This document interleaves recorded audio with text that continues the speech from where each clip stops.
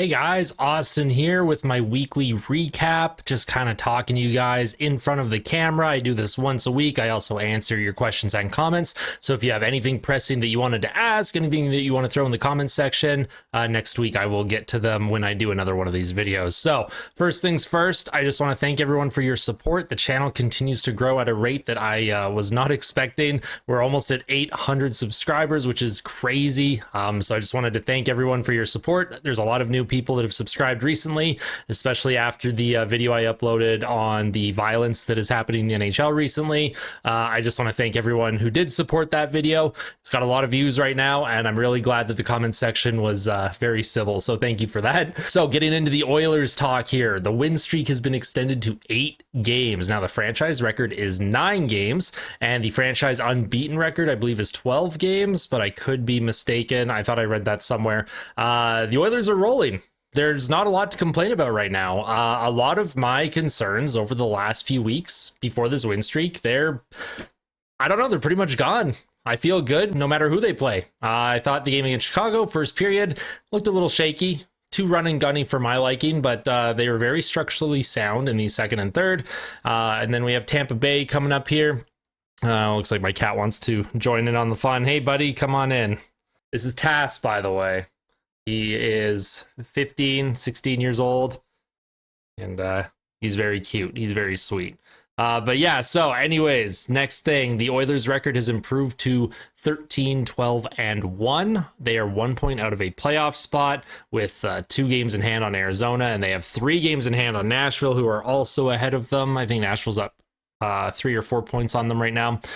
So that's really nice. Edmonton is putting themselves in a position to get back into a playoff spot before Christmas.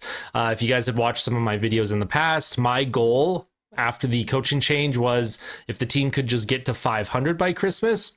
But if they're above 500 and in a playoff spot by Christmas instead, that's even better. So let's see if we can keep this rolling. Next thing, Evan Bouchard's play. I wanted to talk about Evan Bouchard for a little bit. This season, he has 8 goals. He's at 24 assists, 30 points. He is on a 12-game point streak. No Oilers defenseman has had a point streak longer other than Paul Coffey. And I believe Paul Coffey's point streak was 28 games back in 1985. Whatever Paul Coffey's doing with that D-core since he got hired, I'm here for it. I absolutely love it. It's funny, the press conference that Paul Coffey did, he looked like he didn't want to be there. He said numerous times, yeah, I didn't even want to be a coach. Why not? You're clearly doing something right. So very happy to have Paul Coffey. He's worked very well with the D-core. Everyone looks so improved back there since he took over on the defensive side. So we love Paul Coffey. We love Evan Bouchard. And you know, you guys know, I'm a big Evan Bouchard supporter. I made a video on him a few weeks ago that there was a lot of, I wouldn't say anger, but a lot of people disagreed with my opinion on Bouchard. So yeah, I'm happy Bouchard is performing. I'm happy he's putting the haters, or he's quieting up the haters a little bit. So let's see if Evan Bouchard can keep this up, and we love it. Next player I want to talk about is Sam Gagner. Gagner has 4 goals, 3 assists, 7 points in 14 games. And that fourth line specifically of Derek Ryan, James Hamblin, and Sam Gagner, it's been incredible. Absolutely love that line. I don't think any of them are above 5'10". They're the little line that could. They bring energy. They don't even play physical either. I love it. I don't know. If that line does not show what the NHL is now, where you can have undersized players that play with heart, they play with grit, and they can pitch in some goals here and there. That's a line that I hope they keep together, and that could be a dangerous line in the playoffs. I think that could be a key line for us. So that fourth line, those 3 need to stick together. Adam Ernie, I don't think, based on how that fourth line's playing right now, I don't think you're going to see him in the lineup for a long time. I will not be surprised if they just send him to the minors. I don't know if Ernie has to go on waivers though, so we'll have to see about that. Next player I want to talk about, and there's a lot of discourse around this player, that is Connor Brown. Now, Connor Brown, in 20 games played this season, he only has 1 assist, and he's a -8. And in the last 4 games, he's a -3. What do you do with Connor Brown at this point? I know, you know, everyone's preaching patience. Oh, you have to give him time. You have to give him time. I get you have to give a player like Connor Brown time because of the injury and the surgery that he had. I totally get it. But this is where my thoughts come in.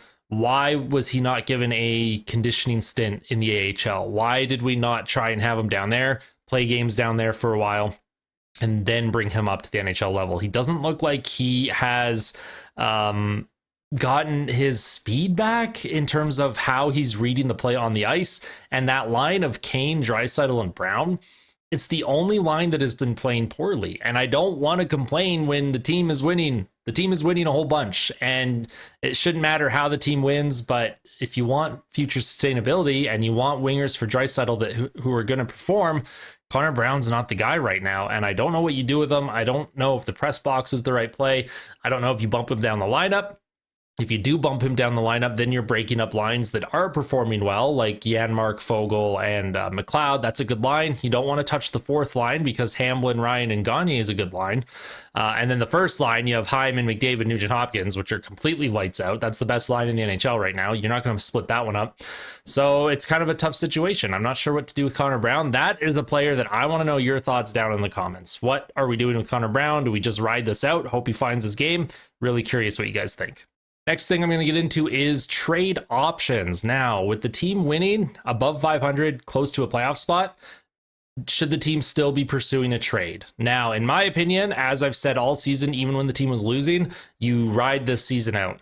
Don't make any crazy moves. If you're in a playoff spot at the trade deadline, or near the trade deadline, that's when you start offloading your picks and salary cap if you need to, and you bring in good players. Good players as in players that are going to have a major impact in a playoff series. Right now, I still don't think they should make a trade, even though they are winning. You want to reward the guys for winning, but at the same time, this is going to sound bad. They were expected to be better than they were. The boys are playing hard. I don't want to come across like this is like negative. Don't get me wrong. This is very positive. When it comes to a trade, though, I don't think a trade right now is the play. I think you continue to scour the market, see what's out there. Don't overpay for anyone. Now, when it comes to trade options, if they were to make a trade, my order of priority in a trade is number one, a goalie. Now, Skinner's been playing better, and Calvin Pickard has showed that he can be a capable backup. That's great. However, I'm scared that they're going to run Skinner into the ground a little bit. I'm scared that they're going to be playing him too much, and he's going to be exhausted by the playoffs start. By the time the playoffs start, which is what happened last year, in my opinion. So I think a goalie is still a number one pressing need for the team right now. Number two would be a scoring top six winger. I know Jakub Vrana was just put on waivers, and as of the recording, he did clear waivers. I'm wondering if, despite Vrana's history and lack of defensive play, if you want someone who can put the puck in the net, if that's a player that you try and make a deal for, maybe get St. Louis to retain salary. I know his real cap hit is $2.6 million. If you can get St. Louis to retain half, I'm not sure about the money out. Is Jakub Vrana a player that you would want in the top six? Do you think him and Draisaitl would work well together? A top six scoring winger is needed because Connor Brown he's not it right now. He's not getting that job done. And then the third thing that the team needs is a top four right D. There's a lot of talk about that right side. You have Cody Ceci, you have Evan Bouchard, and you have Vincent Desharnais, who are all playing very, very well right now. But when we get closer to the playoffs, Cody Ceci and Darnell Nurse, I'm an analytics guy. I love the advanced metrics. Cody Ceci is someone I don't want playing against teams' top lines. Last year against Vegas, Ceci was up against the Jack Eichel line, and he got absolutely feasted on. I don't want to see a situation like that happen again. So I would like a top four defenseman brought in, just like last year when we brought Ekholm in on the left side. If we can bring someone in on the right side, that would be perfect. You can have Bouchard, Ekholm Bouchard as your top pair, Nurse someone as your second pair, and then your third pair you can have Kulak and Ceci, or Kulak and Desharnais. I think Desharnais has earned the opportunity to keep playing in the Oilers' top six for defensemen. He's been very good this year. He's very quiet back there. I like Desharnais. But what do you guys think about that? What are your guys' pressing needs for a trade? Let me know again in the comments below. Now, the next thing I want to talk about is the Philip Broberg situation. Now, Philip Broberg, he was sent to the AHL. There was a big media firestorm over his agent being like, hey, like, we want out, and then Ken Holland coming out and being like, you never requested a trade. And it was really weird. I don't know what the reporting was on that. In any case, Philip Broberg's days, I still think, are numbered, but he is in Bakersfield right now. He is playing a lot of minutes. He just scored yesterday, I believe. That's good for Broberg. He's only 22. Just let him be in the AHL. Let him just play 20, 22 minutes a night. Let him just play, build some value back. And if there's a trade, perfect. If there's not, he's still within organizational control. See what happens. Next thing, Chris Knoblauch and Paul Coffey. I want to give a shout out to those two coaches and Mark Stewart on the penalty kill. I believe Mark Stewart has taken over the penalty kill. Huge shout out to the penalty kill. It's been incredible. But Chris Knoblauch and Paul Coffey specifically, I was hesitant about that coaching change. I expressed my displeasure with Jay Woodcroft's firing. However, it's pretty obvious that It's pretty obvious that it was the right move. I'm very happy with Chris Knoblauch. I like the way he talks after games. I like his system. Paul Coffey, he's been great for the defense. So shout out to those two. Very, very happy about that.